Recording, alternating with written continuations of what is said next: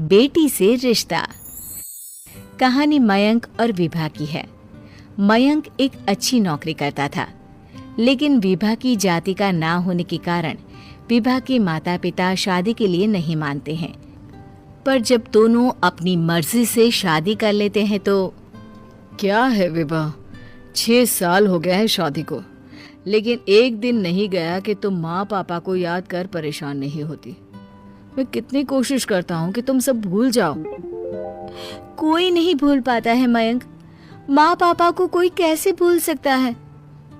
तभी सास का फोन आता है। मान लो विभा से बात कर लो, आज उसे अपनी माँ की बहुत याद आ रही है।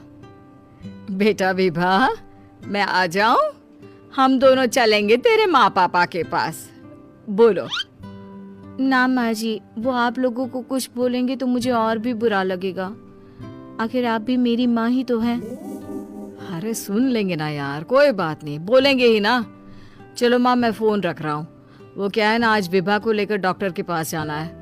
बहुत दिनों से इसके सर पर लगातार दर्द हो रहा है। अरे हाँ हाँ, ले जा बेटा, सर दर्द को हल्के में नहीं लेना चाहिए। वैसे भी ना बहू सोचती बहुत है। मयंक माँ का फोन रख देता है और दोनों कार से अस्पताल जाते हैं। लेकिन जैसे ही वो लोग अस्पताल जाते हैं, विभा को स्ट्रेचर में नर्स उसकी माँ को लेकर जा रही दिखती है। मयंक, माँ, मयंक वो मेरी माँ है। इतने सालों बाद दिखी भी तो इस हाल में मैं उनके पास जा रही हूँ। अरे रुको, कहीं वो लोग तुम्हें देखकर और परेशान ना हो जाए, या फिर तुम्हें कुछ बोल ना दे विभा, तुम फिर परेशान हो जाओगी।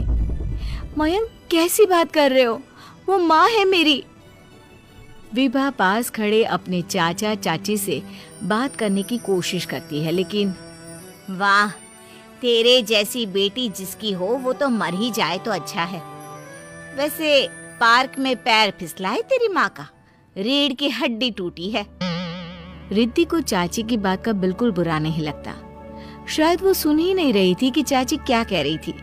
वो सीधे माँ के कमरे में जाती है। कौन है आप? ये मेरी माँ है, मेरा नाम रिद्धि। रिद्धि नाम है ना आपका?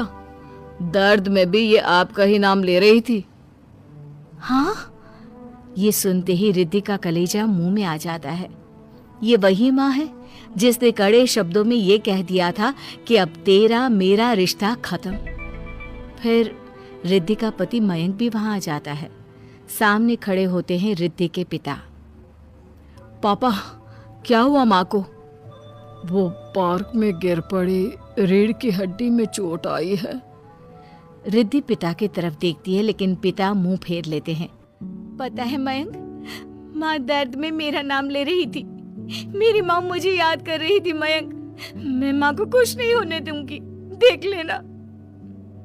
हाँ रिद्धि, हम मिलकर माँ का ख्याल रखेंगे, उन्हें फिर से खड़ा कर देंगे। लेकिन भैया कहाँ है? रिद्धि पिता के सामने जाकर खड़ी हो जाती है। पापा, भैया कहाँ है? वो अमेरिका में है, वो नहीं आ पाएगा। रिद्धि फिर माँ की ओर ध्यान कर लेती है। उस पूरी रात रिद्धि माँ को देखती खड़ी रहती है।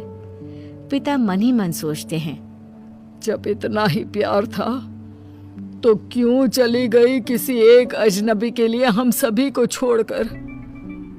तभी डॉक्टर बाहर आते हैं। आपकी वाइफ को होश आ गया है, क्या मैं उनसे मिल सकता हूँ?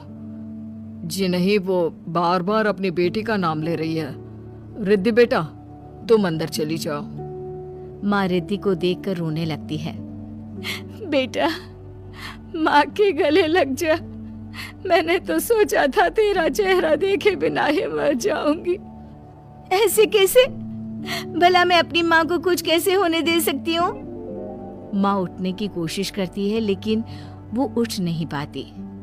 देखिए, आपकी रीढ़ की हड्डी में फ्रैक्चर है। मुझे प्यास लगी है, पानी पीना है। रुको माँ, मैं हूं ना, मैं पिलाती हूँ पानी अपनी माँ को। कोई और नहीं आया? तेरे चाची चाचा आए थे माँ, पर शायद मुझे देखकर चले गए। जाने दे, इस वक्त भी पुरानी रंजिश देख रहे हैं, और रंजिश भी कैसी, माँ अपनी बेटी से नाराज ही तो थी। रिद्धि अब पूरे समय माँ के साथ रहती है, उनके हर काम को करने में उनका सहारा बनती है। फिर एक रोज, आज आपको चलने की कोशिश करनी थी, लेकिन हमारे फिजियो के डॉक्टर नहीं आए जो आपको पकड़कर चलाते, तो फिर आज। डॉक्टर साहब, मैं हूं ना, मैं माँ को चलने में मदद करूंगी। रिद्धि माँ को चलाती फिराती, उनके खाने पीने का ख्याल